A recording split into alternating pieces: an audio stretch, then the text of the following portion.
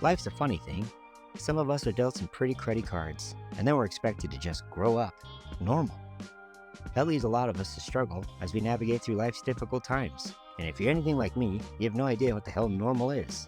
Welcome to the Wishbone Podcast with me, your host, Luca Ohana, as we discuss and share our life stories in hopes of helping each other out. So if you got 30 minutes, let's talk about it. What's up, everybody? Welcome back to the Wishbone Podcast. My name is Luca, and I'm your host today. Today's episode, we got a very special guest, my nephew. His name is Eric, and I'm so excited to have him on here. We're going to be talking about some cool stuff. And without further ado, let's introduce Eric. I'm Eric. I'm Luke's nephew.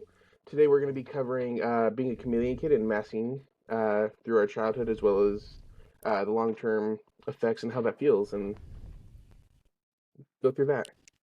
Yeah, I think it's going to be super, super interesting episode. I'm super excited to have you on here because as you have grown up, I've known you since you're before you were born practically, and you were my first kid, and so it's very exciting to see you go through all the life stages, and then now that you're an adult, to kind of talk and reminisce on our family, and of course the tribulations that our family has gone through, like any other family. But it's cool to have this intimate perspective with you on this type of thing. So before we get into like the nitty gritty, what would you consider yourself? What generation are you? I'm considers myself Gen Z. I'm like right in the middle there. Gen Z, okay. So the odd part is a lot often in my generation's raised by Gen X, though I was actually raised by millennial. You guys. All right, on, okay. And do you feel like there'd be a major difference between millennials and Gen Z, or Gen X rather? Sorry. Millennials and Gen X, definitely. Between like, you guys had it a lot more similar to us, I believe. Just a lot less likelihood of a positive future. A lot more delayed, like with retirement and a lot of other things, housing. I think Gen Z and millennials get along pretty well, though.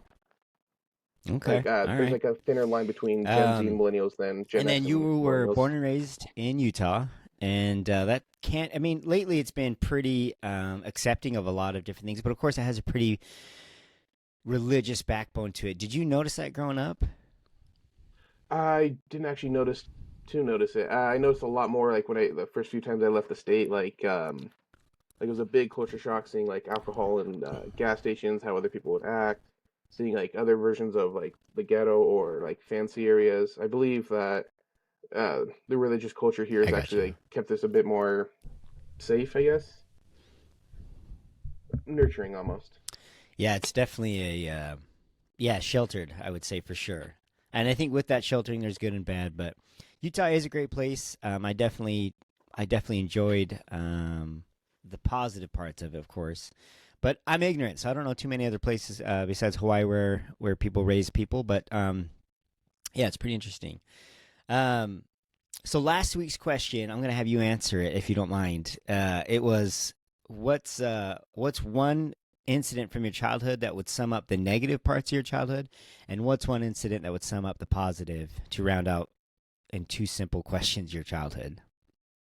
I've actually got an answer for both. A moment that really intensified the positivity and negativity in my childhood is actually when my stepdad Roy moved in. That was the first time I got a stable father figure that was actually positive in my life. That was consistent. But that came with a lot of change. I got two new siblings, but it came with a lot of I can't think of the word. A lot of issues at times. Just learning to communicate with each other, learning to respect boundaries, learning to set them. There were a lot of arguments growing up, but we learned to live with them. We learned how to get past them. So I would think like that was both the best and like highest highs and lowest lows in my childhood. Do you have a specific negative incident in your mind that would round up your childhood? Ooh, I think a big one are majority of the holidays, as that was a consistent time of the year my parents would be stressed and argue. There were a few times like some things were thrown, some people were jumped on, things were knocked off. A few pretty traumatizing moments, I think, but it helped us grow together almost. Like we used each other to mend. Yeah, absolutely. And I will say the relationship you three have is pretty remarkable to see. Just knowing where my sister started and kind of where she is now, she's definitely a lot more open to weaknesses on her part, or open to shortfalls that she may have that she's struggling with, and she's embraced it. It seems like, and I mean, I know she's very, very controlling growing up, Yeah. um, and I feel like that's definitely waned off. I mean, what are your thoughts on that? Um, I think after my siblings moved out is when she started to realize she needed to grow at a bit of a faster pace. It definitely took a lot of time, and I'm proud of her growth. Okay. But Yeah, after for sure. realizing Yeah. moments that she lost and mistakes we've all made, she started learning to respect boundaries, and I started learning how to set them and realizing, hey, I don't like that. Maybe I Yeah. could do No, this I some other will. way. Yeah, and I will say I do take a lot of notes from you. To be honest, Eric, you're very good at vocalizing what is comfortable for you, and that's a remarkable thing. I think not too many people can do that comfortably, and you do it well. So that's where I get a lot of my inspiration for this future generation of ours is people like you. Honestly, you got a tremendous ability to do that. I think there's a taboo with my generation. We should just grunt it and bear it and whatever. But I feel like we're in a much better place. But with that being said, how do you feel like you're faring day to day right now? A man in his 20s who's just starting out in life as a young bloke, as such as yourself. Pretty positive, but again, that's like thanks to people like you who helped raise me, you and my parents. They're paving the way a lot Oh, more than all other right on. generations I have, in my opinion. Um, Okay, but overall, good. There are parts like where other generations could try and help more, though. Being sure. in my 20s and starting out, there's a lot of things that could be harder or both easier. But I'm trying to take the good with the bad, and it's been easier to be positive lately. Let's slow down a little bit. Let's go back to the beginning. Let's have you introduce Yeah. yourself and your childhood and what you remember as far as growing up, and bring us to today. Um. So I would say about I think of the age of 8 is when I started remembering a lot. Uh, Throughout my childhood, I was raised by many different people. My mom needed a Okay. lot of help. She was a single mother starting at 19. My father had taken uh, himself and his stepdaughter, as well as his current girlfriend slash wife, to Texas. So at the time, it was a bit hard to find Mm-hmm. a father figure. Fortunately, people like you stepped in and filled that role. I remember being watched by my tia, abuelita, and a woman named Esma.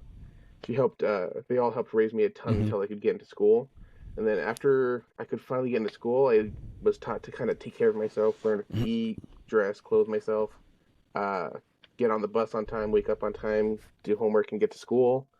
Um, Around fourth Right. grade is when like a huge splash happened. That's when my stepdad Roy and my two siblings Nicholas and Maddie moved in, and that's when we were learning our new dynamic. At first, they just started as friends, like, "Oh, what's going on? Hi, you're here." But over time, I learned, "Oh, you're my brother. I love you. Oh, you're my sister. I love you. Oh, this is odd. I've never had a parental father figure this often and this healthy." Um, no harm towards you. You still had your own life. You were actually the first Oh yeah. father figure I had, and you definitely helped fill some gaps during my early childhood. Um, Oh, right on. Right on. Nice. but yeah, after they moved in, we learned to coexist a bit. There were still storms within our family. Um, I remember two big moves. Those were a big help. When they first moved in, we were all sharing a room, Nicholas, Maddie, and I. And then we moved to another apartment complex where Nicholas and I shared a room. Maddie had her own, and her parents actually slept in the living room. They had a curtain that like blocked it off. So That's we were right. very intimate. And something common in Utah is you'd have like a 5 bedroom, two and a half, or bathroom. Like there's rarely enough bathrooms for all the rooms. So we learned to like learn each other's Yeah. Right. schedules pretty well. Um, During a while there, my mom was That's like well put. consistently working like 40 to 60 hour weeks, and like we would hardly see her. And Roy definitely stepped in often. He would work while we were at school, and when we got off, he would always be home with a snack. Um, Mm-hmm. during my childhood a lot. I never meant to though. I didn't know my own strength and often caused my own hurricanes by accidentally hurting Nicholas, my little brother. Uh, Mm. Rarely intentional. At times every kid has their temper. I used to have one. Um, but that would also lead me to learn to lie and like hide like parts of myself so I wouldn't get exposed. Because Roy was one of the first like even-tempered parental figures I had. Like as you know, I was raised by partially your mother, my abuelita Maria, who Len was always in the picture. Like Hmm. I never got any hate from him, but I always had that aura around him. Like just keep your distance. Like I always feared it would be like you do something wrong, you're gonna Yeah. get it. And I think that kind of stuck with me through my childhood. So Hmm. I they were bad lies, and they were badly covered. But I just kept trying to cover my tracks. I would often lie to Roy. Fortunately, our relationship's grown. I learned I could be honest with him. I learned how calm and kind he is. Um, Often storms, like whenever my mom did have a day off, she would have at the time a lot more patience for friends than she would for her own family at times. Like whenever she got home, she would Hmm. pretty grumpy at times. Uh, I would only show my positives, like, nope, you're not bothering me. I'm happy. I can rub it off on you. I can rub it off on you, and I can keep everyone happy. Hmm. And after a while, I learned you can't make everyone happy. That was a big part of learning. Like, I shouldn't be masking as often. It's okay to show your emotions. Um, When did you start doing that, do you think? Learning not to or learning to mask. I mean, Learning to be more open and free. um, I would say actually right after puberty, to be honest. I would say around seventh or eighth grade, I started being more outgoing. I think I started Okay. being a little bit more open. I was grumpy at times and Nice. thought, I'm not gonna hide this back. I'm gonna try and show more of my colors. Um, and I that was a love it. lot of the Okay. times I would actually step up to my mom and try and I would wrongly set them, but wrongly set uh, boundaries and try and like make her Okay. realize her errors when that wasn't my place. Mm. And I would disagree a little bit or give you a little bit of pushback. I think it is your place, but I understand where you're coming from. And the reason I say that is I think the feedback from a child is critical as a parent. I understand that you have this, that you're trying to toe the line, so you're not being disrespectful, and I totally get that. So, um, talk to me about because we know that Maddie and Nicholas unfortunately moved out of the house and moved back in with their mom due to some bad information, more than likely. But how was that transition for you guys? That was heavy on me at the time. They were actually warning me like a month or two prior, like we're gonna be moving to our mom soon. We're gonna be moving to our mom's. Like, yeah, right. No, they're not. Oh wow. Like, because I only heard nasty stories about their mom. I didn't know them. What I did know was left Roy in a pretty bad situation. Like, who would leave Roy? He's great at the Yeah. time, and Yeah. uh, Yeah.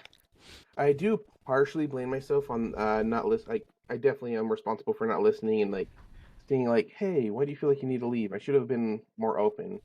But at the same time, I think I could Oh, I have see. shielded them from some of the storms caused by our parents. But at the same time, I was a kid too, so Mm. I was trying to shield myself as well. Yeah. Um, Do you that have was like, hope that you guys are going to come back? yes. I'm actually planning on. I've been trying to reach out to them more often. I've been trying to make plans.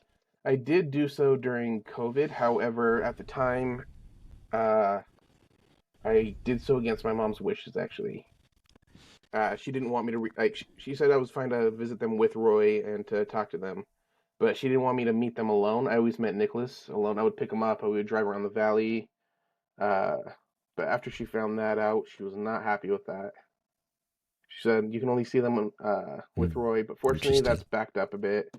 Um, that level of anger is hard to like try and understand and set those boundaries with because the anger she had would just bulldoze past them. But I do understand her reasoning. Yeah, for sure. I She sense was that just too when I talk worried to her. due to Nicholas still being a minor and being under the Oh, what's the word okay. being custody under the custody of his mother. Sure. Yeah. And you guys talk, you, Maddie, and Nicholas? Maddie and I Today, not so much. I've as of been meaning today. to reach out. As of today, me and Nicholas are Okay. on talking terms. We still talk. I need to reach out to Maddie. I miss her. Wow, that's awesome. Yeah, that's amazing. Yeah, I do miss those kids for sure. Um, okay, so you were saying, yeah, just how that transition was for you. I was in the middle of sophomore year. It was a pretty big one. At the time, after we heard they were going to be staying there, a million things were going through my mind. Am I going to lose my stepdad? I don't want to be Oh wow. on the other side of stealing somebody's father. Stealing's a strong word. I'm gonna say borrowing for Mm, the time being. interesting. Yeah. Somebody was borrowing Jason for from me for a while. For those who don't know, Jason's my biological father, mm, and throughout my childhood, I did have a bit of jealousy and hurt towards that. Though I've learned to just be thankful for what I do have and not reminisce on what I don't. But mm-hmm, after I lost mm-hmm. them, that was a big, that was a big change. I do believe I was actually a bit depressed, but at the same time, the depression my stepdad and my mom had were leagues larger than mine, and I just try to stay out of trouble and get what I Mm. could done, just get school done, just try and stay out of their way, and like let the embers cool down before I reach out back to them, which I did like 3 years Yeah, later. real quick, I'm gonna just do a little segue here. Yeah, If any of you who do meet Eric, or any of you who have met Eric, all the feedback I've ever received about you, boy, is how incredibly respectful you are, almost to a fault, in the sense that I think you put yourself aside for others. Like that's your default. Like you're always gonna make sure someone else is feeling comfortable or whatever. So hopefully that kind of helps paint the picture of who you are. You're just this kind of great, amazing, respectful dude. Like I said, to a fault, like we all have faults, but I think sometimes it's good that it's been great to see you actually put boundaries for yourself first. It's a real beautiful thing to see. Um, did you have anything else to say about that transition? um, not particularly. I just wanted to make sure everything was cool before, like the calm after the storm, to reach out, which led to another storm, but we weathered Wow. that as well. We'll always weather them. What storm was that? After my mom found out I was hanging out with Nicholas alone Oh, right. I got you. Okay. after reaching out. And real quick about your parents. Uh, we all know I love my sister to death. I think her and I are the closest out of the bunch. Um, I do wish Thea Yessie and I were closer, but I know she's struggling with a lot of things, and it's not that we're not close. It's just that she's one to take her issues on her own, and which is cool. Don't get me wrong, but sis, I love you to death. If you need me, I'm here. Anyway, but Roy, I don't think I give enough credit to Roy. I don't think I've talked too much about Roy, but Roy, real quick, let's paint a picture. Roy is this incredibly stoic, lovable guy. My sister Yessie calls him Charmin because he's just so soft and squeezable. He is Yeah. really the one of the best men I know. He's incredible. When I say stoic, he shattered his ankle and pretty much Yeah. walked into the hospital. Everyone's like, "You okay?" And he's like, "Yeah, I shattered my ankle." They thought it was a joke because he said it so matter of factly, and sure enough, it was it was shattered. The guy is incredible. I've never seen him wince in pain ever, and he's in tremendous amount of pain a lot of the Yeah. day. He's got some physical disabilities for sure from Yeah. some His discs are injuries. slowly hardening. So, but what is it? Yeah. Sorry. Some of his discs are hardening. Before she was born with type 2 diabetes, Oh he my has a lot of gosh. health issues, but he still walks through them like it's nothing. He learns to live with it. Oh, he's a champ. Yeah, he Yeah. he just he'd be the type of guy that if you're on a 50-mile hike, you'd have no idea he hated the hike because his tibia was broken and he shattered his arm and he had fever. He would just make it through and say everything's great. He's just an incredible guy. I do feel, me personally, incredibly blessed that he came into our lives, my sister's life, and your life, and I can't say enough about him. I will say that he actually was a child classmate of my sister, and that's kind of how the relationship from there started. His mom was actually our third grade teacher growing up, uh, which is Guadalupe, pretty right? funny. So we are pretty close. At Guadalupe, that's right. Yeah, very very interesting. Um, do you want to touch on Roy and kind of what he means to you and what he is to you, I think that'd be good. He's the second longest lasting father figure I've had, aside from you. Uh, he's everything I wanted to grow up to be. He's a Mm. great gentleman. He's kind. He's smart. He's Oh talented yeah. at like everything he does. Everybody can say so much good about him. If you don't like Roy, you've got some hidden demons. Yeah. Uh, Yeah, something's wrong with you. Roy is even my mom came around, and my and that's mom crazy. was Yeah, dedicated or determined at the idea of hating Roy. Yeah, very stubborn but at he times. eventually even wore that rock down, and that's a rock I didn't think could get weathered at all. My mom was very stubborn, but yeah, Roy, you're an incredible dude, and I definitely see his influence on you, Eric. And I think the fact that you guys weathered our childhood and came out to be it's I can't say this enough. It's always a blessing to see you guys together because you guys are exactly what I want in my kids. I love talking to you, and I love the idea that you and your mom talk about a lot of stuff. Um, Now, we're going to get into something a little sensitive here, so if you want me to cut it, Yeah. I'll cut it out for sure. But I want to talk to you about coming out to your mom and how that was because there's some parallels there between my mom's views on homosexuality or queerness and Mhm. my sister's views on that. And then that's the evolution paralleled my mom's as well. So how was it coming out and what did you think was going to happen as far as worst case scenario and then what happened? So something I got from your mother is stubbornness. Um, I came out very casually. We were at Vegas for my 19th birthday and Diana's birthday as well. We were all just having dinner in the backyard of the Airbnb we were renting, and I was like, I think I'm bi. And the reason I just said that is so I can get aggressive at times. So this is one of the aggressive moments. Like, if you don't accept me, I'm leaving you for life. In those 19 years, you suffered for nothing. Accept me or don't, kind of a thing. Like, I know that's unhealthy, Is that what but you said? You laid it out that way? I didn't lay it out that way. But if I had gotten a negative tone, it would have been like, I'm ready to. I don't want you in my life if you're gonna be like that. I'm Oh, sorry if you're okay. uneducated. And like I was Wow, ready. okay. I didn't That was know that. the response I was ready for. I would get that. I was like, "What's another 20 years? Go get another grandkid. Okay. Is it gonna be that big of a deal?" Oh, you came out to abuela. I actually don't think I did ever, but if I did, that's how I would have said it. I love my Lolita. It would have been Oh, I needed to be see. straight to the point. I got you. But I wasn't too worried. My sister Maddie was already pan, and I think they knew that. Yeah. And my mom's sister Okay. was already with Now, Diana, so well, yeah, which is funny. So I wanted to touch on those two notes. So, you said that that your sister came out as pan. What is that? that's when you love the personality more than the physical body. Doesn't matter what tools you have, you'll enjoy them. You could be asexual, Oh you wow. could be non-binary, trans, Oh etc. It wow. doesn't Okay. matter. I'm similar. I just don't. Basically, just bisexual. That's a beautiful Just thought. need a yeah. And then of course Tia Yesi, my sister, who I love to death, was in a freaking terrible relationship. Horrible.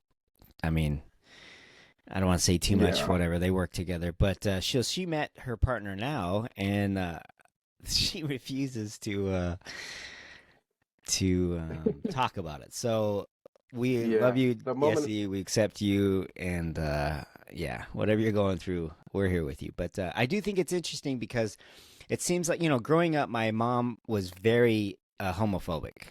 Not as much as my dad, Yeah. but definitely against it. My sister Nicole, who Mm.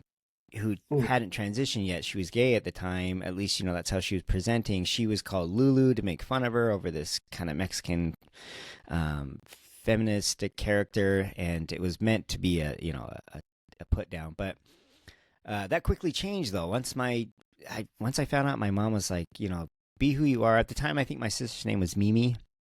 She's like, be who you are, Mimi.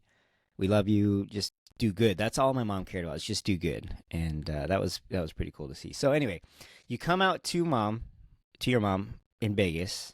How was the reaction? Okay. So, My mom was sitting next to me on the left, and Roy was on the left of her, and Thea and Diana were across from us. I said, I might be bi. And Thea's like, oh, I'm so effed. I'm in trouble. I'm so screwed. I was like, and I turned to my mom, she better not be in trouble. And like, why would that get her in trouble? Like, no, Thea, that's fine. I remember, so the Right, first time yeah. I heard Thea out of the closet was from Leonard and Abuelita. They were saying she's on something and she's with a woman. I was like, oh, okay. Shrug. We all need to release She's sometimes on on with the something. the on something was like, hope it's not hard. And she's with a woman, like, does that mean she's leaving Armando? Yeah. I didn't say that out loud, like, oh, okay, and then walked away. The first time I saw it in person, I was like so excited, like, my tia has a girlfriend. My tia has a girlfriend. Hi, I'm Eric. Good to meet you. You're welcome here. If my mom's using any crap, I'm here.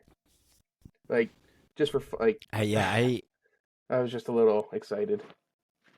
Sorry to adjust real quick. yeah, I remember we went out to dinner and I saw her with Diana, and she had been going through this very long period of just being depressed. Like it was really hard to watch my sister struggle, and I might get teary eyed now, but that was the first time I saw her smiling and being happy, and that blew me away. And um, she, for some reason, has this phobia of my opinion on her, but it's always been the super positive thing.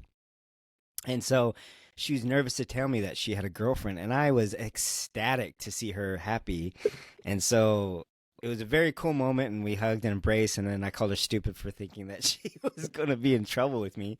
The hell, sis. But I'm very happy to see her this way. And it's been, it's since every relationship has issues, but it's been troublesome to see her go up and down and traverse life as it is. But you do that with anybody you care about, right? I'm not trying to tell her what the answer is. I have no idea what the answer is. It's just hard to see her struggle, is my point. So, Yeah. yeah, so you come out and it's overwhelmingly pretty positive, correct?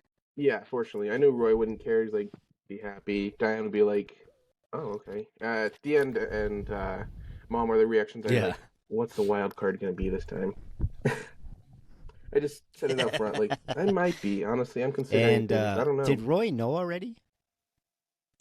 Honestly, I wouldn't be surprised. I was pretty fruity growing up, I guess. Like, doing the way like I would sing, like the bands I would I like just and stuff. go ahead. Sorry, go ahead.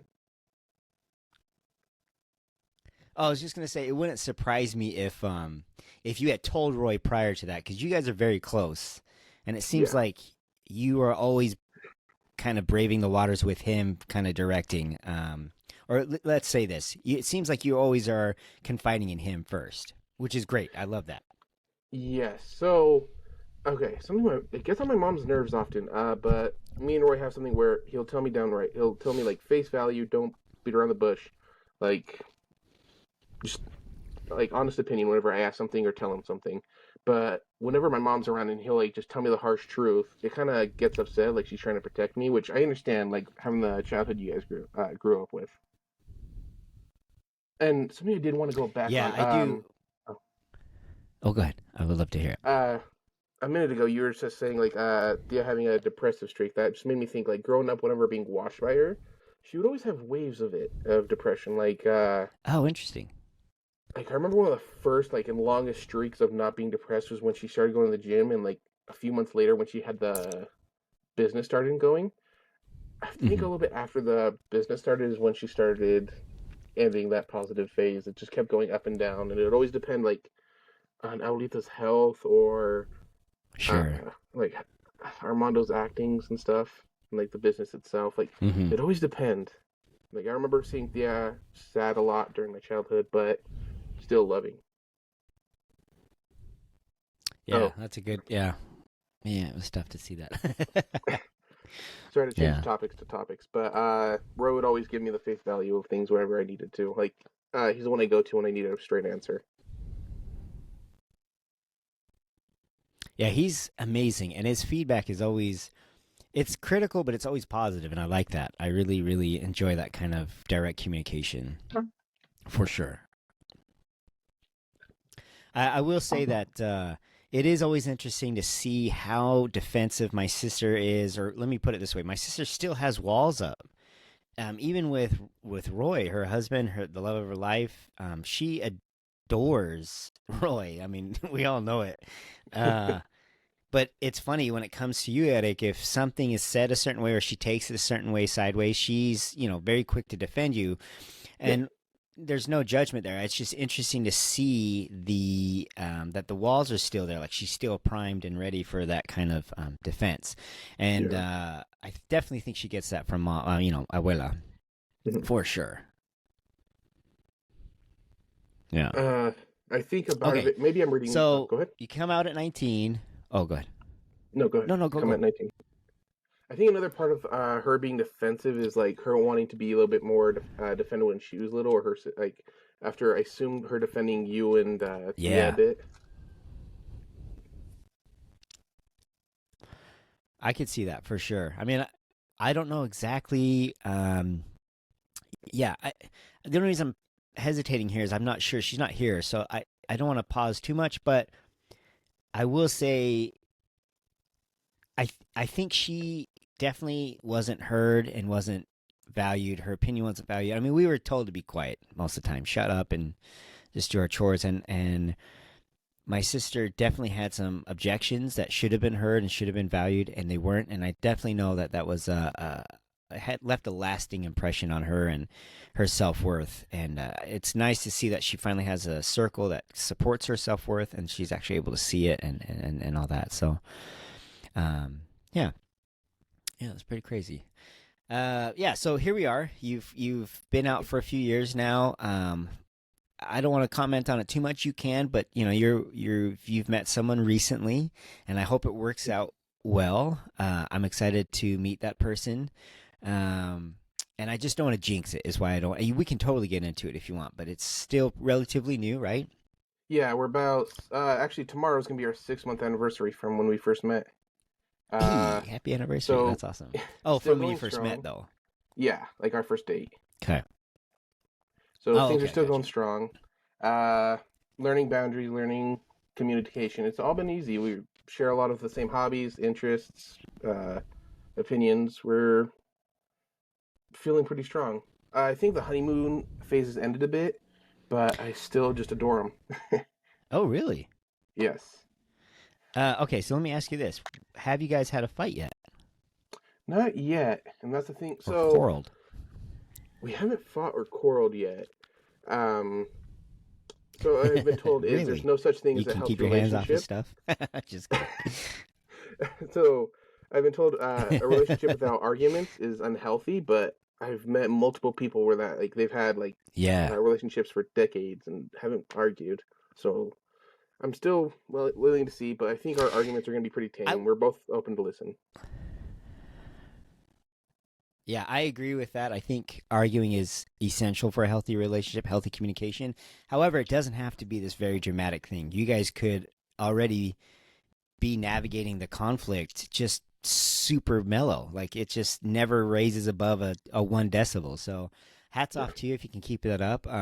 We'll get into kind of the demons that you feel like you face here in a little bit, but it is. I'm hoping the best for you guys. Now, my personal belief is you should date a ton. We've talked about this, you and I. yeah, And if you don't, you don't. yeah. If you and this person end up going long term, hey, then that's the whole point, I guess. If that's what makes you happy. But my belief on dating is date often, date a lot, be safe, but you get to know who you are, what you want, and all that. But not to say I don't support you 100% in this relationship.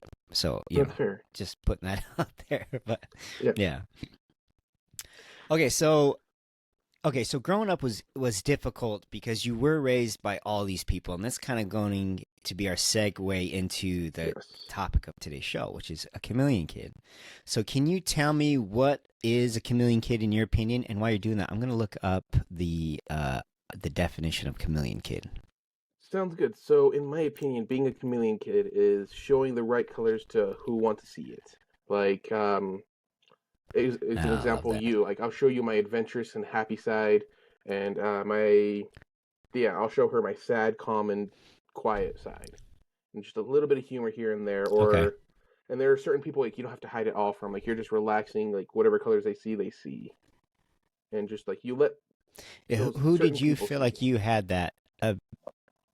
Who do you feel like you had that openness with, or when was the first person you Um, felt open with to not be a chameleon?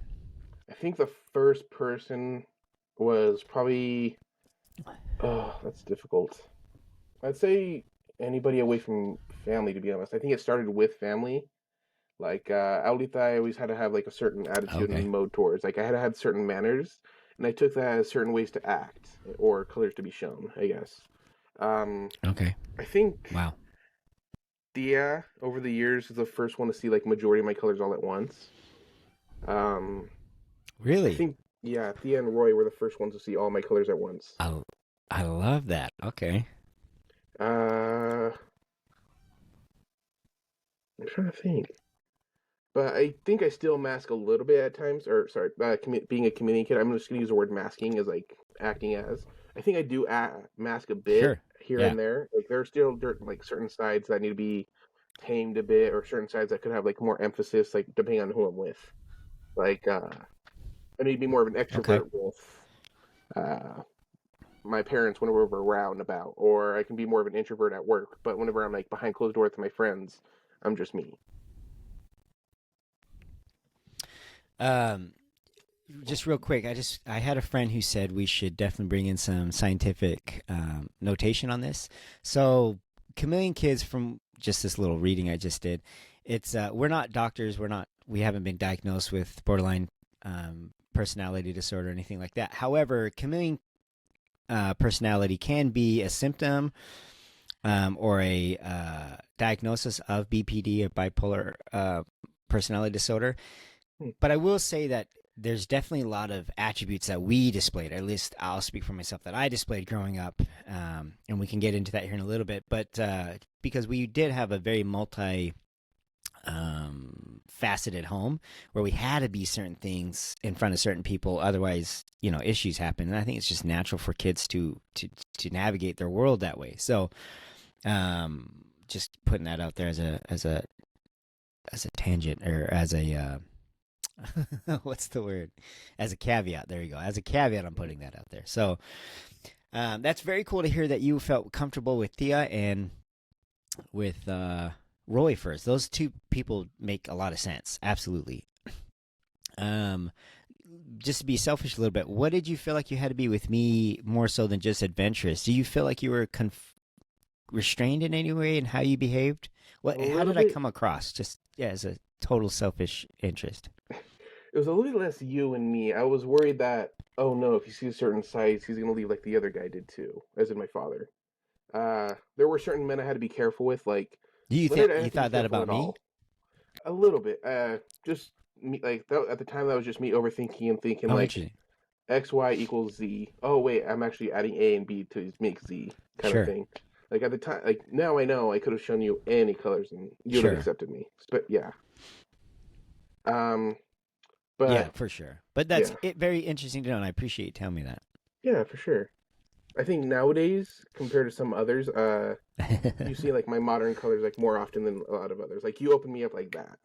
Like Very cool. you have a way of like just relaxing me, like putting me at ease. Oh wow. Okay. Cool. Yeah. You definitely are navigating your childhood, trying to be all these things that you think you need to be, and to me that would be not necessarily a personality trait, but just your way of surviving growing up. Because I think people who have this ability definitely read the room are much more sensitive to the temperature of the room, if you will, Mhm. how the atmosphere is. Just to bring it about me real quick. Growing up, I felt like I had to speak a certain way when I was around my mom. Growing up with my friends, I had to speak a certain way. I could not translate either of those around my dad. I had to be a very certain way. And then around all my siblings, with my younger sister, I had to be what I thought was the dictator and, hey, this is how it's going to be because I need to protect you. And then I needed to navigate with my sister Adili and Yessie and, oh man. So I definitely see how that happened, for sure. And then, so with you, what were the main, I guess the main, you weren't playing a role, but main roles you played in these different scenarios, right? Because you were with me, you were with Thea, you were with what were the differences there? With Mom and Elita, they were pretty similar at times. I think it was a little bit more relaxed with Mom, but I had to be the polite little boy who was raised right, like, oh, he's one of the good ones. Or like I would just sit there quiet, Yeah. like twiddling my thumbs, keeping myself occupied. Uh, Right. though whenever we were home, I kind of didn't have to act away. Uh, between the two of those, Aurita, I think, in a way, like made me show her more colors through a lot of gift giving. Her love language was definitely gift giving and acts of service for me. But um, Hmm. something that was hard to do between certain people was like translate the roles. Like between Leonard, I just had to be basically I had to act like a teenager. Chips are cool, fart, burp, Hmm. etc. Be this and that and funny. Or between you, I just had to be okay. I got to be somebody he wants to be around. I got to match his energy and be cool. Because I always loved being around you. Like I'm getting a little emotional too. Certain people were easier to mask for than others, and like some got easier over time depending on like how often I was around them. So I think whenever like after you moved to Hawaii, I think whenever you did come back, it was like hard to remember what role I had to roll. So I'm gonna try and mix it up and be Yeah. like I'm around Mom all the time, so I'll be a little bit like her, but I'm also gonna be like you. And like that was like some of the Oh first wow. times I had Okay. to learn to like blend them, if that makes Yeah. sense. Wow. Yeah. And when do you feel like this ability to kind of match your surrounding was intentional? It stopped being, Ooh, instinctual and started to be, you started to use it to your advantage or whatever the case may be. I think it's when I started having like birthday with friends over, or uh, like just whenever two completely Oh opposite wow. worlds Okay. met, like family and friends meeting. Like even now that shakes me up a little bit, even though I don't have to act. Like just I gotta make it so they both recognize and know me, but that's gonna be difficult because they're like completely different people around them sometimes, or like different jokes, different Oh, sense of interesting. Okay. humor, different um, what's the word? Tendencies, I guess. Sure. Wow. I'm really digging this conversation, especially since it's with you, babe. But so let's dig into Leonard a little bit. So Leonard's my younger brother. He and I are at odds with each other right now. You know. But Hmm. I, he was the youngest of the five of us growing up, and he definitely was our baby. Like we definitely pampered that boy. Um, and so I had my loving and endearing memories of him. But it's always good to hear your side because I know you guys were very, very close. And unfortunately, like a lot of relationships with Linda, they kind of burned out. Hopefully, they kind of remend, but they burned out. So prior to that, how you guys were very, very close, and I always love hearing about this. So, what was it about him that was, very positive for you, or something that you enjoyed so much? I think it was just the fact he was my first, like, I know he was my uncle, but at the same time, he was my first best friend. He felt more of like a brother than a cousin to me, or an uncle to me. Oh Like, wow, he was the one who introduced me to video yeah. games, to certain animes, to a childhood, honestly. Like, my mom, they all did their best. Uh, Like, I still had a I had a good childhood, but I couldn't be a kid, I guess, without him. Like, he was the one introducing uh, me to so many of my, like, actually current interests still. Just the time we hung out, and it kept growing. Like my first few all nighters with him, he would share snacks with me. He made me feel safe from everyone at the for a bit. Like your father, a little bit of Abuelita. Like she didn't make me feel worried or endangered. mm-hmm. Maybe a little bit uneasy at times, but I always loved her and I always felt safe from her. But Leonard just brought like a different kind of feeling, like a different kind of comfort, a different exposure. And over time, yeah, Wow, I got teary eyed there because yeah, it's beautiful to hear it. Yeah, we all miss the guy, but he's definitely not the same person yeah. Over time, he just slowly that got he more and was. more But angry. Yeah, he's definitely an angry dude. I hope he can come to peace with that, but he's definitely an angry dude. Oh my gosh. Yeah. Honestly, I And think he's like on paper he shouldn't be. no. Well, he should be, but I mean as far as all of us, he's tall and handsome and rugged He's and he just only it's got funny red to see hair. that someone who you would not paint as an angry dude is an angry dude. What's up? So I use him and Roy to help navigate kind of who I want to be at times. Like, Leonard used to be my role Oh model. I wow. used to want to be That's just a like good him, juxtaposition there. but I want like similarities between me and Roy, but and then I wanted similarities like me and Leonard, but at the same time, they're not me and they're not who I want to be. They're like on different sides of like the area. Like I want to be like a little bit closer to Roy, but like almost in the middle. Yeah. Growing up, like I learned I can have different role models and like Okay, that's take awesome. attributes of them. And like you too, example, like I want to take your strength, I want to take your adventurous Yeah. side. If I do have children someday, I want to take like the role you took as a father, as Oh well as wow. like mixing that with Roy's and like my own experiences. Oh man, cool. Very cool. Yeah. That's the whole point, right? Yeah. Yeah. Yeah, very cool. Okay, so we'll kind of continue here. So do you feel like, I mean, we all struggle with things. What is it that you struggle with the most, would you say? Currently or back then, or both. Currently. Let's go with currently. Yeah. Currently is getting rid of the like the urge and feeling to need to still mask and like to be around certain people and like something that still gives me like an irk and like a little bit of anxiety is mixing like who I'm with. Like I'm just me. I'm acting myself. It's okay if they see different sides of me. It's okay to be different ways around different people to an extent. They still want to see me. I still want them to see me. Uh, but yeah, just that little bit of fear still lingers. Like, oh, am I gonna be an okay? Are they gonna be a good mix with each other, and am I gonna be able to do that with them? Because like growing up, like I would have thought like as an example, my mom and her parent never got along with like certain people they loved. Like majority of my mom's friends and Abuelita just could not quite get it right. Like coexisting and like Mm-hmm, they mm-hmm. both love them. Like why can't they get along better? And like I know my mom will do that for me, but like just like seeing that for so long still feels like the current norm, even though it's not. Yeah, I do know when we are together, one thing that I always notice just how much you check in. Like you're always saying, is that the right thing to do, or am I overthinking that, or is that wrong of me? And I always find it curious. My answer usually is the same as just you do you. I hope you do whatever you Yeah. got to do, because there's no judgment on this side. If there's an issue, we talk about it for sure. But do you feel like that is part of what you struggle with? Is just that unease in an environment where you're not sure, if we're gonna mend or mesh. Yes, and it's okay not to mend. It's okay to mesh at times. It's okay to have those disagreements, but a lot of the time growing up, a lot of those disagreements could go nuclear, and I just want to keep that from happening and keep it. Mm.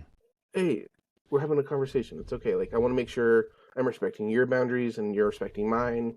Like growing up, there Mm-hmm. wasn't enough of others like telling me or having people tell them that like, hey, you're making me uncomfortable. Like they wouldn't say it to their face. They wouldn't let them know, and if they did, it wouldn't be in a respectful way. No, And I want to no. make sure like it stays in a respectful way Yeah, now. we weren't allowed. Yeah, we would be called. Yeah, I agree 100%. Like growing up, if we ever say, "Hey, that's uncomfortable," we would be called a pussy or shut the fuck up or Yes. pansy. There's so many things. Um, or we would, or the other party would overreact. So I could imagine this never happened, but if I was like, "Hey, I don't find that comfortable," people are like, "Whoa, somebody's being super sensitive. Don't talk to Luca. He's being super Yeah. sensitive right now." And Yep. that's not the reaction I was hoping for. Even though this is hypothetical. Yeah. Yeah, pretty interesting. They can definitely go one way or the Do you other feel like between you those. struggle with this daily? Uh, Yeah.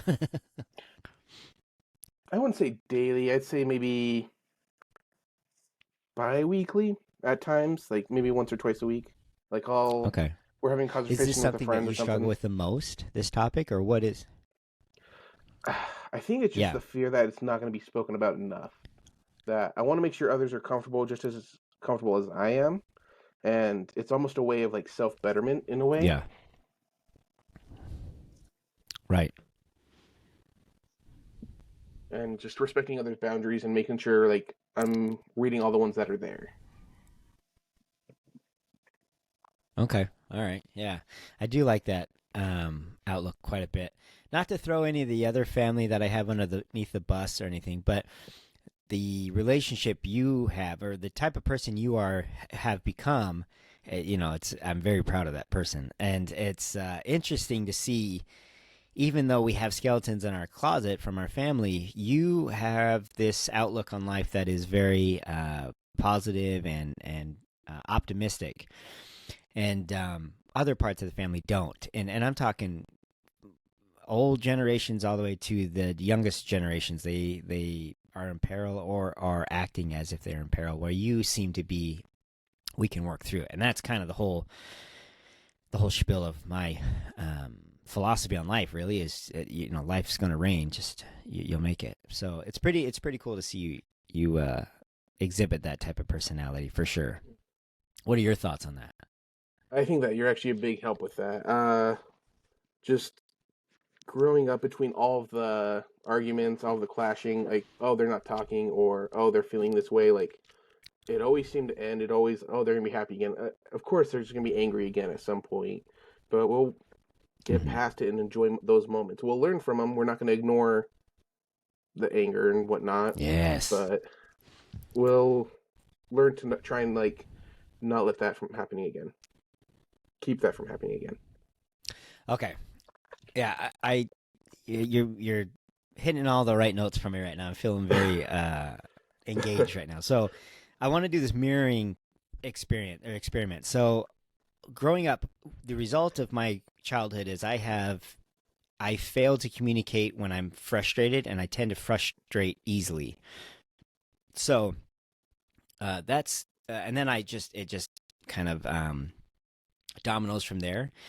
Um, so what is it that you struggle with? Do you struggle with anger, and how does that express itself?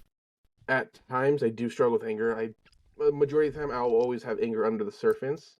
It's making sure it doesn't ravel. Mm, But I think a bigger issue I have is the worrying and the overthinking. I am a big overthinker, and something I learned from Roy is that yeah, he is for too. Is sure. that I need to like find a what's the word? I need to find solutions to like the problem I'm overthinking.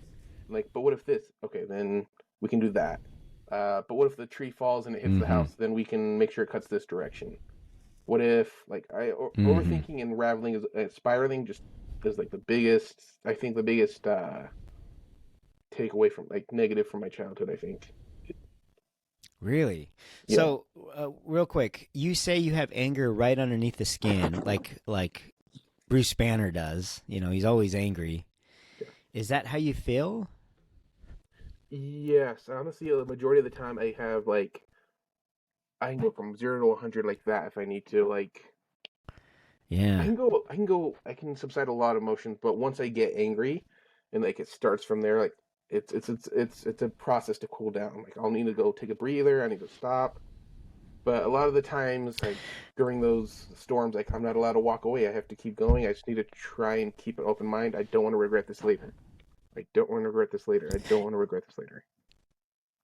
I haven't seen you be angry. Is that something that is on purpose, or is it just matter of the draw that you haven't seen? I haven't seen you angry. You've seen me angry, but I haven't seen you angry. I think it's just like the aura you have around people. Like you make me like subside and calm. Like you make the Really? anger in me just flatten out. Like, hey, what are you angry about? He's right here. Like, talk to him. Like, this can be solved. What's going on? Kind Oh of a thing. wow. The That people is that made so me, interesting to hear. That kind of blows me away because I'm angry. Like uh, I'm just like you. But what's funny is that we are paralleling each other. But when I think of you in my mind, I think of just someone who's this very zen person. And so it's interesting to hear that you also are struggling with anger, and it makes sense. We have generational trauma for sure that we're working through. Um, so my question is, when you exhibit your anger, how does it exhibit itself? Is it physical? Do you punch things? Do you scream? Do you just lock up? Do you I was, drink? Do you know I what I don't mean? drink, fortunately. That's something I'm very grateful for. But I would say I lock up a bit, and like I want to yell, I want to scream, I want to lash out, I want to. Majority of the time, I think whenever I Wow. got angry growing up is because I wasn't heard, or like Sure. Yeah. I'm Makes not sense. I'm not responsible for this. Yeah, I'm in the middle of this, so I'm gonna try and end it. And a lot of that anger Okay. comes with sadness Wow. and like wanting to cry often. I think at times Why too. is that? So What's that cycle for you? so anger always follows sadness for me. Like if I have a like say a temper tantrum, I'll always have like a cry storm after. And often enough, it's like a struggle to cry. Like my letting my body like cry on its own can be like a struggle. Like having to mask myself so hard. Like nope, you're not gonna cry. You're not gonna cry so much. Like growing up, to where Hmm. it's like almost you have to Is it focus because on you're it. regretting what you've just done, or is it because it's just part of your cycle? You get angry, and then part of the emotional release is to be, finally feel those emotions, Yes, on both or actually. both. Yes, on both.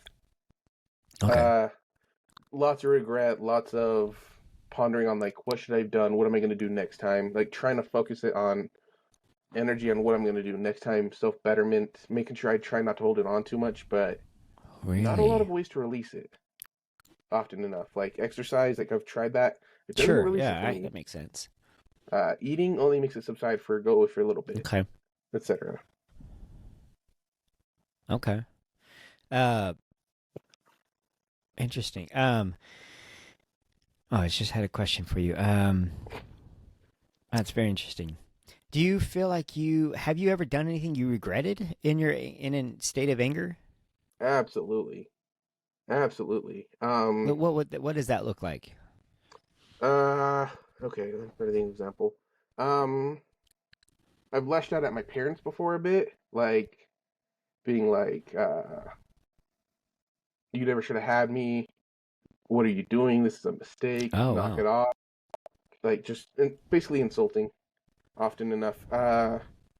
Like I've wanted, like I think the level above that was growing up. We struggled a little bit, like we were semi comfortable, but at times I wanted to like, I'm gonna ruin Uh what huh. you really like, so you don't have to, so you can't get it. Like there were moments like that where Oh wow. Okay. I've had moments like where I got so close to like going nuclear, but I never have actually. Wow. Have you ever? You never have. Okay. I was just gonna ask you that. Have you punched things, or is it always just verbal that you feel regret about? Always verbal. Oh, I have I gotcha. hurt Nicholas growing up, but maybe like three of those times was intentional. But the rest was like I threw a snowball at him that was actually ice, or I went like that to him and I actually Sure. hurt him. But majority of the I time, gotcha. Okay. or a lot of the regret was accidental. Okay. I gotcha. Very interesting. Okay. So now to your main thing that you struggle with, which is your anxiety and worrying, right? Yeah, Is that something that is so you're saying anger's underneath the skin at all times, but I'm assuming so is this worrying and anxiety. anxiety is there 18 hours a day, majority of the time, like more often than not there. Always like right there in the chest And the other or 6 hours because just you're sleeping? overthinking. Pretty much. And even then, like right when I wake up, like I need to check my phone. What's going Really? time is it? Am I late? My alarm went off. Or like right before I go to bed, like hope Wow. nobody's gonna be in trouble tonight. I hope if somebody calls tonight and they're in trouble, they can call me, kind of thing. So you're thinking about this prior to going to sleep. Yeah. And then The the first thing worrying you is think why. of when you wake up is, Yes. So a minute ago, you brought up anger leading to mm, drinking. Actually, it's majority of the time, it's actually the anxiety and the overthinking that makes me turn to substances. Like since really? then, I've tried to only drink socially, like to make sure like I don't overdo it. I did overdo it a few times, like Yeah. whenever I'm like just home alone drinking, Sure. just to make the anxiety go away. But that's what leads to like substance usage. Let me ask you this, and I think I know the answer, but you say it sometimes leads to you drinking to make the anxiety go away. Does that Yeah, actually work for you, or is it just kind of a blinder? absolutely. It makes all the anxiety go away. It feels like I can think clearer. It feels like oh, I can relax. Like I Wow. don't need to worry. Like everything just melts away, and I can just focus on something I enjoy. Interesting. Yeah, I for those of you who don't know, I quit drinking October 23 last year. Actually, I've had a couple not hiccups. I've drank a couple times since then. But I found myself drinking so much, so excessively that my liver values were Mm, absurd, and I wasn't dealing with what I was postponing. I just would keep drinking and keep drinking, and you kind of touched on it where you're in this zone where you're not able you're finally free of these thoughts or free of this weight, and so you kind of pursue that safe zone, if you will. yeah. And I have the type of personality that does things to the most extreme you can. So it makes sense that I was drinking a box of wine a day or 24 pack. It was just ridiculous. So, um, but it is interesting to hear you say that. You kind of put it in perfect words that you found a safe place, and then I automatically would keep pursuing that safe place. Um, I was too for a yeah. little So bit. how? What was that? I do too. I was too for a little bit. Sorry, go ahead. Yeah. What checked you? What was the thing that caused you to kind of put a break on that? So, uh, there was so much free time I could have used to been studying. Right now, I'm like working on getting my CDL. I'm working on getting a better education. There were like so many times I would drink on a Wednesday or a Tuesday, and just like I could have been doing so much work on that. Like it's okay to relax and have your moments, Mm. but I learned like I'm doing this too often. I'm gonna do this socially with other people, so like I can like keep myself in check when I'm with others, kind of, because that's like something I kind of excel at Interesting. Okay. times. Like when I get Very too good. comfortable, that's when I'll like occasionally like slip my mouth a bit and like say something dumb or flub up. I like that though. I definitely like, yeah, testing the waters. You're testing your life, Yeah. um, like a shock. I like to add a little bit of shock sometimes, Yes. uh, just to see who you are and where you are and all that, and kind of never let them know your next move type thing. I don't know why, but um, very, very, very interesting. Do you have now? I know you have seen therapy. You've sought therapy in the past. Are you Yes. currently seeing a therapist?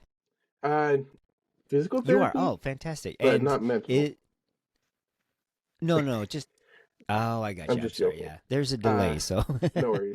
I'm planning to yeah. Oh, soon. I'm one of those people that procrastinates pretty often. I'm gonna do it when I have a bit of a safer space, when I feel a bit more comfortable. Like nothing wrong with where I'm living now, but okay, I think when there's a bit more freedom, I guess. Not to say I'm not free or anything, but okay, I think there's going to be a better place and time for me to heal to where I can do it quicker. Like, there's nothing wrong with doing it slowly, okay. but I want to do it right and I want to get straight to the target when I do it. Interesting. Interesting. Um. Okay. Yeah. When you did see a therapist, how was that situation for you and experience? Is that what kind of allowed you to kind of get perspective on your childhood, or was it all helpful It was all adding up to what or I not was hoping helpful? it wouldn't be. Like I knew I was a little bit traumatized from my Oh, childhood at the time. I knew I was. This was during COVID when like both my parents were depressed. COVID just happened. Everything was like down in the dumps. mom But just passed. Yeah, my mom just passed. Yeah. prior to that, actually, I think it was a little bit before that. It was during the. It was like during April, Okay. Okay. I think. But like I knew what the issues were, and I wasn't in the place or mental state to deal with them. And I could now, but I got you. I just don't have the drive to do it right now. So I'm just putting that drive like where I do have it to where it is, I guess, which my education and self betterment. Yeah. Wow. We're gonna take a twist here.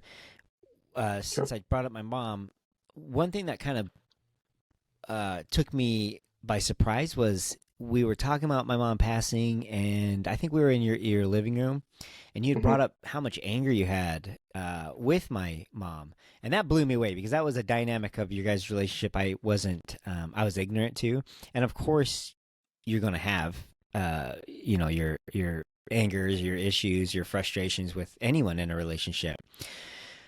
Um, but it was interesting to hear you to actually voice it and bring it to my reality. So what was it? what was the most frustrating part about the relationship you had with your grandma? I think it was all the kindness and patience she had for me, but lacked for you guys, and I blamed a majority of the trauma I had Hmm. right now, like during my childhood, on her because if she wouldn't have traumatized my mom wouldn't have been as likely to or inclined to traumatize me. I blamed a lot of my mom's actions on my Hmm. Olita, or parents' actions, I guess I should say. Mm. Which is probably fair, right? Yeah. We could get into that, but yeah, it's probably fair. Uh, because at the time I didn't want to be angry at my mom, so I tried to blame it on somebody else. Because Oh, I my gotcha. mom's still responsible for her actions, but at the same time, they can definitely be guided by certain aspects. Like generational trauma is going to continue. Oh, sure. She's done good at breaking Yeah, others, absolutely. but there are some that was started and continued if it wasn't for my abuelita.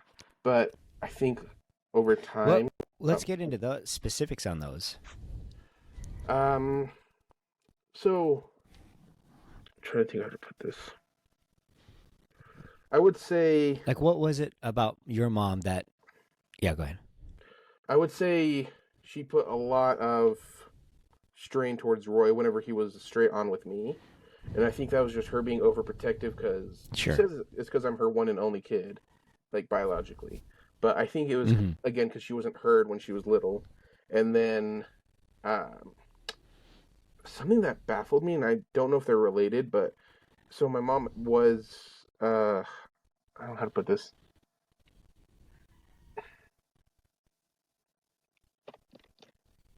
I'm going to go out and state it, but my mom was sort of cyberbullied for a bit. And for a time, I was like, where's your Hmm. humility? You can be beaten, you can be abused, you can be yelled at by her, you by your own mother, by a man she loved, but you can't take this. Like, so I thought maybe Aelita wore her down too much, like to where she can't have any defense. And I think I just got Mm. angry at both of them for not being able to have their own humility almost, or like just if like a random person tells me it's Eddie, you're gonna die, like just hating on me, I'm not gonna care. Why would they? Like, why can't they have the strength that I Hmm. have? And for a bit, I was ignorant to like Hmm. we all have our own strengths, we all have our own weaknesses, and I resented both of them because like my oldest is responsible, partially responsible for how my mom is, and my mom's like Hmm. responsible for keeping it like that, I guess, for like keeping the lack of Sure. Yeah, that makes self-esteem and sense. such. Like, look at what you've accomplished. My mom had like a 8% chance of not being a drug addict, of not being homeless, of not being on welfare, like, at being a single mother at 19, and like the first generation Right. of American citizens in her own family. Like, look at what you've accomplished. Why are you letting that get to you? Kind of thing. Yeah, I share your sentiment. I'm very proud of your mom. She's awesome, but I can see what you're talking about, and it is interesting to hear your perspective because again, I was ignorant to your side of things for a long time, just the nature of the beast. But speaking of my mom, growing up, I think how she treated you guys, or you, Radley. I was going to bring Erwin and Graham into this, but really, how she treated you is she finally was able to not have to work and provide. We were living penny to penny back in the day, under a lot of pressure. And for her, I think it was finally a time to actually do what she always wanted to do, and that's why I think her love language was gifts. And I'm not excusing anything. I just kind of make a notation or an observation on what I noticed with you because there is that story I love to tell because it was no joke that she adored you. I mean, you were her Yes. baby, and there's that story where you. My mom would just show up unexpectedly at your house. I mean, you were like 3 years old, and she would say, "I'm here to make eggs." And my sister was perplexed, like, "Okay, thanks for showing up, mom." And this went on for a long time, and then finally she caught you in the closet on the phone with my mom, and you were whispering, saying, "Abuela, can you please come make me eggs?" And so the answer to the riddle was showcased that you were calling her saying, "Can you come make me eggs?" And you adored her too. It was a very beautiful relationship. Yes. But any relationship's going to have its ups and downs, its ugly and beautiful side, and it is interesting to hear you say that and talk about it. So I appreciate you being so candid about it because we all treat my mom as the queen and matriarch, Yeah. that she is. Don't get me wrong, but I think we have a very hard time being critical Mm. of her. I'm having a very difficult time even saying that. But she did have her faults, and she did grow as a person. And I do talk about the fact that there was a period of my time where I wasn't allowed to talk to her, or call her mom, or anything like that, or eat her food. And so, things were difficult. Of course, the situation was difficult. I can't really. It wasn't her. It wasn't her doing that allowed this situation to happen. She was trying to survive in it, or it wasn't solely her doing, rather. And now, being a father of two stepchildren and two boys of my own, I'm having this whole new like revelation and perspective on things, and I'm seeing just how difficult her job was. So very interesting. Yeah, very interesting for sure. Uh, so you did have anger issues, like we just talked about, with my Yes. grandma or with my mom, and with your mom, and it makes sense. You're definitely you're the product of kind of where my mom failed, and where my sister picked up the reins, Yes. and that makes total sense. How do you feel now? Are you still angry? Are you still processing those feelings? Have you come to a new perspective? A little bit of everything. I've come to a new perspective. I do have a little bit of, I do harbor a little anger towards them still, but a lot more understanding because, like, it Mm-hmm. was a tougher time for her. People were more hating towards both her kind, her race, her religion, her belief, or wait, her race and her gender. She had three kids, or Mm-hmm. well, two Is kids this at my the mom time. you're talking about? Yes, yes, Oh yeah, it is. Okay. yeah. She had a lot of a harder time, is but she still had the strength to do it. And you can only have so much strength in all areas, you know. Yeah. Yeah. Exactly. And I think Yeah. my mom stepped up harder than she needed to, in a way to where it like made her more tired and a bit shorter with us at times. Like Mm-hmm. she insisted on like carrying a lot of the work and a lot of like the money making. Like Roy was just working the hours he needed to where he could like stay with us and like have time to take Mm-hmm. care for all of us. But while my mom was just consistently working doubles, consistently working early nights, late morning, or Triples. yes, when like Roy would have been more than happy to have doubled like the weekends and stuff. And I think my mom Yeah. insisting and stuff like kind of drew her short in ways that led to the anger I have with her. Absolutely. To a fault. Yeah. I gotcha. Yeah, for sure. I will say, to know a little bit about my sister, so when she was pregnant with you, she obviously got a lot of backlash from my mom, a lot, and Mhm. was not getting the support, the emotional support. She got a lot of support from my mom. Of course, my mom threatened to abandon her and whatever, but she never would, right? Or at least she didn't. We'll say that. And I'm sure my sister felt like she was like on a razor's edge between losing her mom and keeping you and trying to navigate that or whatever the case may be. Mhm. And then she was when Jason left her just high and dry, she was a solo mom for so long, a single mom, that I think she just built these bad habits, kind of outlined by my mom critically, always being critical of her, saying, you're not doing it right. You need to work more. You need to support her. You can't have anyone come in your life because look what happens. And Yeah. so it's interesting to see how she veered, way off to the right, and then now she's starting to come back. Well, she to be honest, she veered way left too, and went a little crazy there. And then now she's starting to come finding her place in what she would call the middle of the road. And of course, during this navigation in life, you are going to create issues. And I'm just again, it reiterates the fact that communication is so important, and it's beautiful to see you and your mom and Roy have this communication. It's mind blowing to me to see that your mom is as open and communicative as she is, because she's been this person far longer than she was otherwise. But growing up, she was always what she would classify herself as the ghetto bitch, right? Like her first words out of her mouth is, "Don't disrespect me. I pay my bills." Yeah. And I was like, Jesus Christ, dude, she's just handing you a receipt. Just take the Huh. receipt, right? And we used to always joke about that. Hi. Sorry. No, no, Shoot. don't be. I love it. We used to always joke though, like, "Oh my gosh, Odila's gonna get in a fight again." and I was the same way, but it was just funny to make fun of her. But yeah, so when you guys came out to visit this past year, it was a beautiful, beautiful thing to see you guys. What we growing up would call being white, like you guys Yes. just talked, let your feelings out, and all Yeah. this other stuff. Yeah, We had moments of our how's brown, that don't been? worry. But it's been good. There's still patches of being brown. There are still Yeah. continuations of our traditions, I guess. We do uh, argue a little bit more roughly sometimes from time to time, but that's been fortunately more rare and Mm. rare as I think they just matured. Like at times, it feels like we grew up with each other. My mom has said, like, because she was so young as well as I was, and like we got to experience so many different things with one another as well as like Yeah. parenthood at a young age. Because like they had the energy, they had the bodies, they had like everything they needed, Yeah. so we can Right. go like biking, we can go hiking. Like if they were this age and I was like a 12-year-old, we wouldn't have been able to do as many like activities we did back then. Oh man, what a weird thing.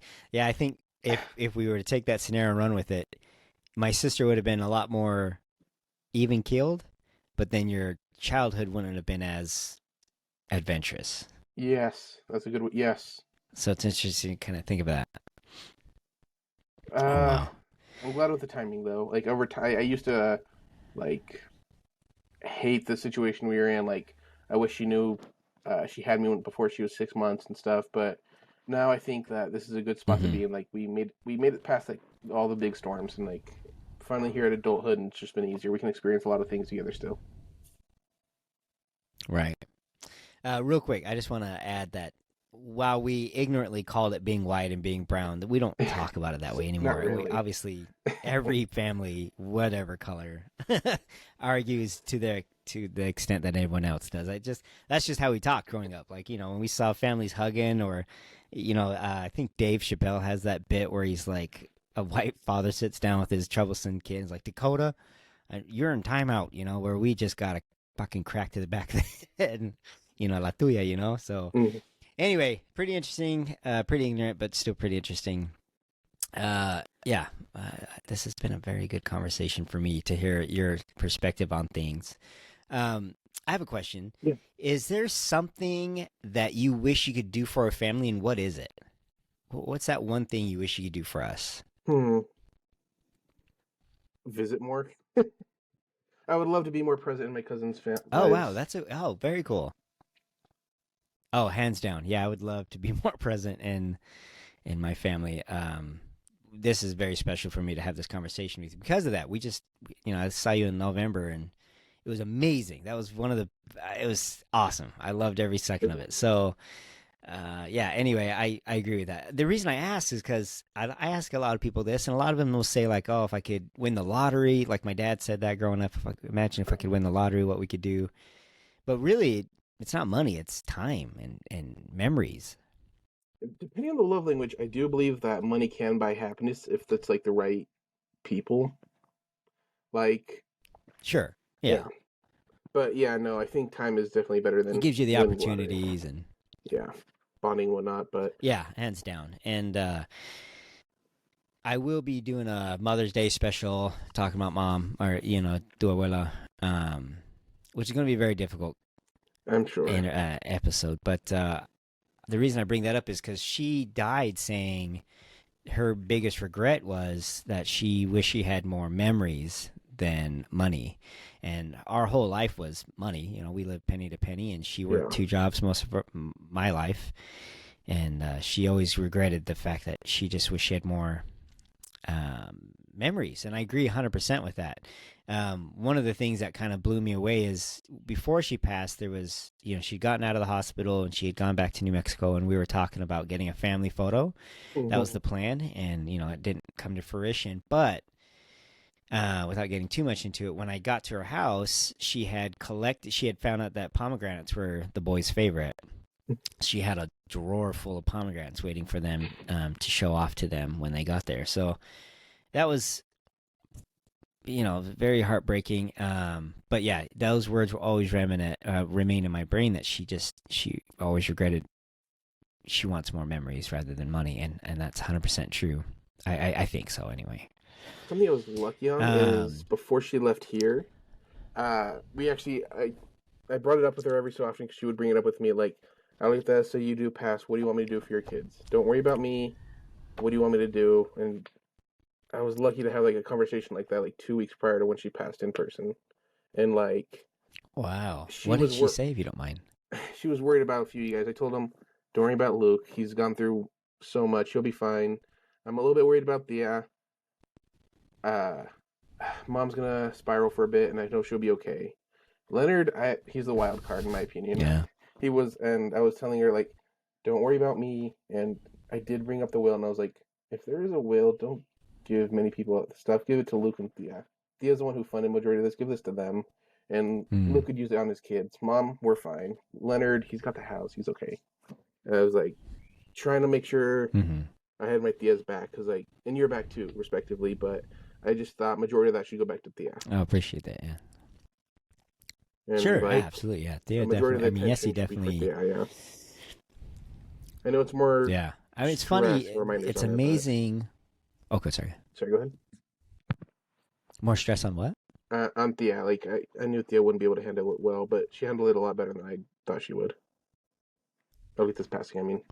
Yeah, she's still here. I guess that's that's a positive. I will say that I know your mom and I are very grateful toward Yessie because she was able to provide my mom with what we always wanted to give our mom her whole life, but what she was finally able to give her during the last few years was, opportunities. She saw the ocean.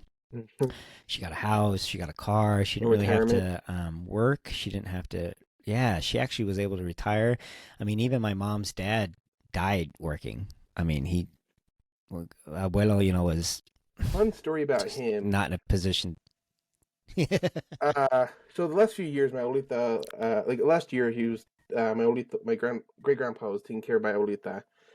He snuck out twice and got hit by cars on different occasions, but still walked it off. His last few weeks, he was still pulling grass, thinking there were After his weeds. 60s.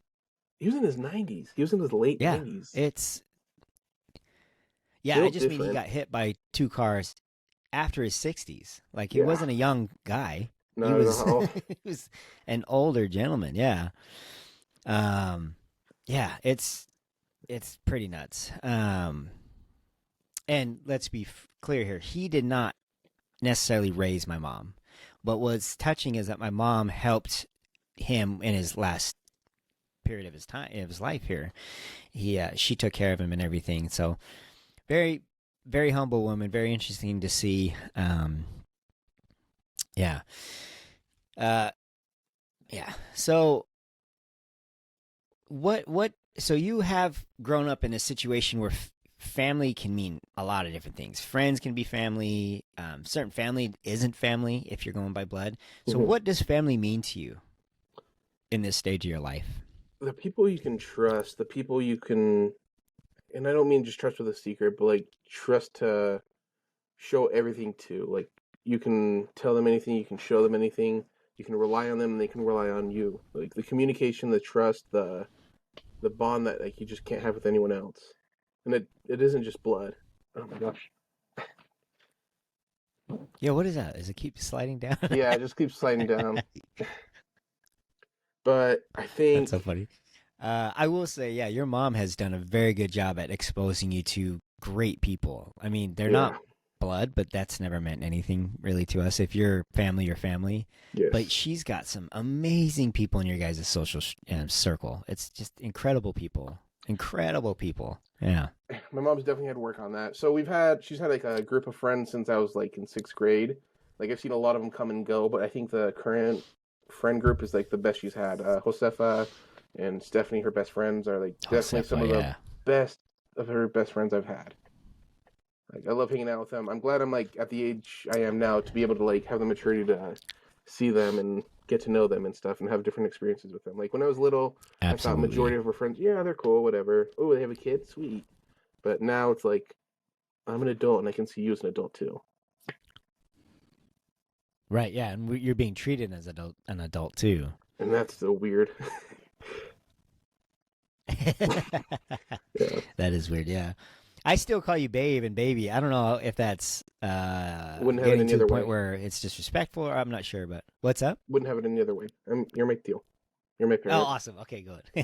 Right on. Yeah, yeah. You're always gonna be my baby. Like I don't know. It is what it is. Honestly, It's funny nowadays, because I'll be. Go ahead. like if like somebody texts me by my first name, I'm like, oh, something wrong. Like if my mom texts me like, Eric, can you come Oh, I pick me see. up? Like the other day, she asked Eric, can you come pick me up? I was like, yes. Where are you? What's going on? Like I got there like right away. I kind of sped a bit, Yeah, like thinking like, what's wrong? Like nothing. I was just picking up some stuff. yeah. Like, oh, don't do that to Because me. what does she normally call you? Usually Sweet Pea or Mijo. Sweet pea. Oh, I love sweet pea. Yeah, yeah. One thing we definitely got from our mom is the Pet terms names. of endearment for sure. Yeah. Pet names. Yeah, yeah, absolutely. Man, it's been great talking to you. I hope this isn't our last I would. episode together. Yeah, This has I'd been love really to do good. this again. How do you feel about it? Very comfortable. I can't believe it's already been over like an hour and 20. It feels like it's been 10 minutes. This is going by Yeah, so fast. So much fun. yeah, exactly. It's nice opening up. So I asked you if you could come up with a gray matters question or matters of the gray. Did you come up with a question? Yes, and actually, I guess I kind of answered it by accident a minute ago. My question was, depending on love That's all right. language, can money buy happiness? Oh, interesting. Depending on love language. Okay. Like, depending on And the go ahead personality and and whatnot. elaborate on that. I thought it could because ever since Thea's gotten comfortable, she's given so many love languages. She's given so much of that, but at the same time, it kind of depending on who she's paying for. Like my mom is very protective of over her, and like if Hmm. we're like a friend of groups that are like close, not very close friends, and she like might be all pay. Like my mom would be a little bit upset. Like, why do you do that? Don't. Like they can pay for themselves. They're fine. Right. Yeah. But like and even I've started to become like that. Like for a while, I was like, "This is her love language. She wants to show us love. I'm just gonna accept it." But as of late, it's been starting to feel a little bit heavy. So I think like just depending on the right people, the right Okay. relationships, and communication, that for the right people, money can buy happiness. Like that would have given Aulita more time with you guys, and potentially Yeah. like more time to Yeah. grow. It Ah, for sure. I definitely think love. I mean, money can buy opportunities that you may not have exposure to, and then those opportunities can definitely give you the ability to create memories, or therapy can definitely be therapeutic, obviously. So yeah, I do think money can has the potential to buy you happiness, and I agree 100% with you. It's money in itself isn't what's going to give you happiness. It's what you do with it. And so I definitely think if we had more time and more memories, and like one of my greatest memories with you was free, right? We went fishing for your first that was time, so and much that fun. was incredible. Like it was beautiful. I remember Yeah, and still we'll remember that forever, right? forever. I still remember Yeah. breaking my first fishing pole for it. And hey, that was so. I mean, we caught. I don't know. I remember how many fish we caught, white bass, but it was It was like 7 or 8. awesome. I Yeah, yeah cherish that memory quite a bit. same. Yeah, it was a lot. So yeah, it was amazing, and not well. That wasn't necessarily free. Obviously, there was money put into the polls and whatnot. Um, what little bit of money went in there, it obviously provided us with opportunities to create the memories. Like, I guess is my whole point. But Yeah. anyway, yeah, I definitely agree with you. I think that's a very good question. I don't think the pursuit of money is what's going to make you happy, and I think that's what my mom was talking about with Leonard. I think he's what she called money sick, and he's only thinking about his next dollar, and that's the unfortunate part. Is I think he's lost himself inside that pursuit. Um, what do you think about that? Honestly, I think the same. And for a little bit, I was actually like that too, like thinking, okay, I need to make money, need to make money. I want to make sure I'm comfortable. I want to make sure. But at this point, I just want to make sure I make enough to where I can just live and be experienced like just life. I just want to pay for my home, my utilities, etc. And Yeah, I'm cool. yeah, yep, yeah, absolutely. Um, Before we finish, do you have what are your wishes for our family, each person? Ooh. I hope Thea continues the Your growth mom she's and had. Roy. I see Roy and Mom being together Mm-hmm. forever. Mom's definitely still growing, and I see that continuing. Um, I'm just so excited, and I Yeah. hope the boys live long, cherished lives and get their good education. And I'm excited for hopefully when you get to move back, or even if you move somewhere else, I can come visit still. Yeah. Just more time with one another. Yeah, absolutely. Yeah, I appreciate that. Yep, that's really what I want. I definitely agree with you. I think I do hope that Leonard finds whatever it is that he's looking for and he's able to stabilize. Yeah. My sister, Aditya Nicole, I hope Mm. she finds peace. She's I hope still she's out okay. there. I'm not sure. Yeah, I remember you that's a introducing me difficult her one. once. That's the sad part is that she's family, and yeah, she's not. So interesting there. Yeah, your mom and Roy. I just can't say enough good things about them. Roy is. I want to be you when I grow up, Roy. Um, yeah, and you. I hope you the best, man. You're right in the best part of your life, and I hope you get so many experiences, and hope this relationship is long and prosperous, whether it ends romantically or continues, whatever the case is. I just hope it's a positive thing for you guys. And yeah, and then Yessie and Diana. God, I can't say enough good things about Yessie, but Yeah. hopefully she finds peace too, because I know she's trying to find it. I'm And hoping this yeah, continues. but I love you, babe.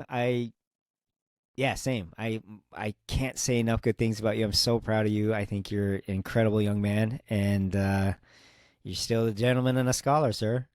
I love you, Thea, and I wouldn't be where I am now if it wasn't for you as well. You're my first healthy father Don't figure. get teary on me now. Just kidding. I love you so much, and No, thank you so much for having I me. I hope we can appreciate do this you again. very much. Hey, I love you too so much, and I'll talk to you soon. Sounds good. Well, that's it, folks. Thanks for stopping by. Make sure to check out the show notes. As always, let's give them something to smile about, and we'll see you guys next week.